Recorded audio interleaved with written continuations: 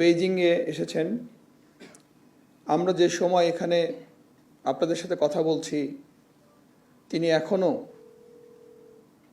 বিভিন্ন কর্মসূচি মধ্যে ব্যস্ততার সময় কাটাচ্ছেন। আগামীকালও আমরা প্রায় সারা দিনটাই বেইজিংয়ে ব্যস্ততার মধ্যে দিয়েই কাটবে। আপনারা কষ্ট করে এসেছেন এখানে, এজন্য মাননীয় প্রধানমন্ত্রী প্রেস উইংয়ের পক্ষ থেকে আপনাদেরকে ধন্যবাদ জানাচ্ছি। একই সাথে আপনাদের যে কষ্ট সাধ্য করে আমাদের এই বেইজিং সফরের মাননীয় প্রধানমন্ত্রী যে সফলতা, এগুলো সুন্দরভাবে তুলে ধরবেন। আমাদের বাংলাদেশকে এগিয়ে নেওয়ার জন্য এখানে আমাদের মাননীয় প্রধানমন্ত্রী জনাব তারেক রহমান অনেক কষ্ট করছেন। আমরা যেন তাকে এমনভাবে সহযোগিতা করি সেজন্য সফল হয়ে দেশে ফিরতে পারেন, দেশে মুখ উজ্জ্বল করতে পারেন। আমরা সেভাবেই যেন আমাদের মাননীয় প্রধানমন্ত্রীকে বাংলাদেশের মানুষের কাছে তুলে ধরতে পারি। আপনাদের সামনে এখন বক্তব্য রাখবেন মাননীয় প্রধানমন্ত্রীর উপদেষ্টা হুমায়ুন কবির ভাই। সবাই ভালো থাকবেন। আল্লাহ হাফেজ। বাংলাদেশ জিন্দাবাদ।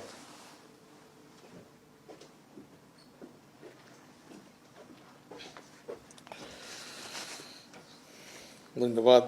বিসমিল্লাহির রহমানির রহিম। মাননীয় প্রধানমন্ত্রীর অতিরিক্ত প্রেস সচিব জনাব রুমন সাহেব, উপস্থিত মাননীয় প্রধানমন্ত্রীর কার্যালয়ের মুখপাত্র এবং মাননীয় উপদেষ্টা ডক্টর মাহদি আমিন সাহেব সহ সকল সম্মানিত সাংবাদিকবৃন্দ, আসসালামু আলাইকুম। আপনারা জানেন, গতকালকে সন্ধ্যায় চায়নার ডালিয়ান সিটি থেকে বেজিংয়ে এসে পড়ছেন মাননীয় প্রধানমন্ত্রী। ডালিয়ানে উপস্থিতকালে ওয়ার্ল্ড ইকোনমিক ফোরামের আমন্ত্রণে ওখানে উনি গিয়েছিলেন এবং the meeting that the Honorable Prime Minister was invited to by the World Economic Forum was the annual meeting of the New Champions 2026. The New Champion মানে কি? How মাননীয় প্রধানমন্ত্রী is one of the foremost leaders in the region. He is viewed as one of the foremost leaders in the region. এখানে আমন্ত্রণ পাওয়ার জন্য ওনার আকর্ষণ world economic ফোরামের কাছে হচ্ছে উনি 2/3 ভোটের মাধ্যমে বাংলাদেশের নির্বাচিত প্রধানমন্ত্রী, বাংলাদেশের জনগণের জননন্দিত জননেতা মাননীয় প্রধানমন্ত্রী। 25 কোটি আপনার গাছের চারার কর্মসূচি নিয়েছেন ওভার দ্য নেক্সট 5 years। খাল খননের ম্যাসিভ কর্মসূচি নিয়েছেন through out the country. So these are the attributes that have attracted the World Economic Forum in inviting Honorable Prime Minister Tariq Rahman and identifying him as a new champion in the new world order of things. The World Economic Forum উনার আমন্ত্রণ, উনার মানে নির্বাচনের যে mandate, এটা আকর্ষণ হিসাবে কাজ করছে।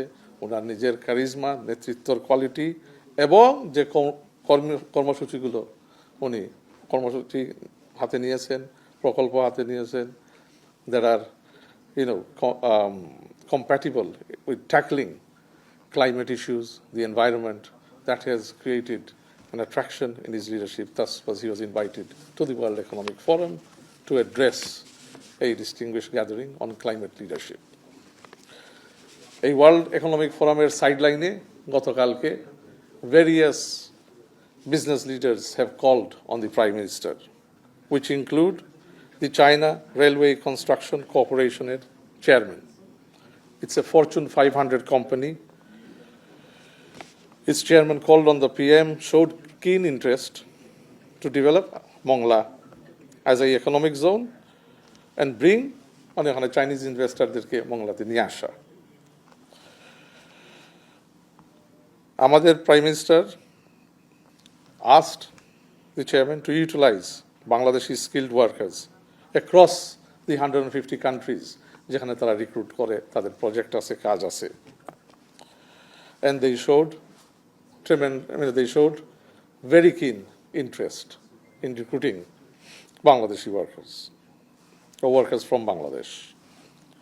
Second যে মিটিং হয়েছে সাইডলাইনে ওয়ার্ল্ড ইকোনমিক ফোরামের, the chairman of the China Road and Bridge, CRBC সংক্ষেপে, called on the Honorable Prime Minister. উনি প্রাইম মিনিস্টার সাহেবকে এবং আমাদের বেজা অথরিটিকে Chinese industrial economic zone fast ট্র্যাকিংয়ের জন্য বা অ্যাপ্রুভাল দেওয়ার জন্য ধন্যবাদ জানাইছেন, and offered to invest over a period of the next 5 years up to $10 billion on creating jobs. তো এই গতকালকে। আজকে সকালে বাংলাদেশ ন্যাশনালিস্ট পার্টি, বাংলাদেশ জাতীয়তাবাদী দল and the Communist Party of China signed a historic memorandum of understanding, MOU, যেটা প্রথম হইল।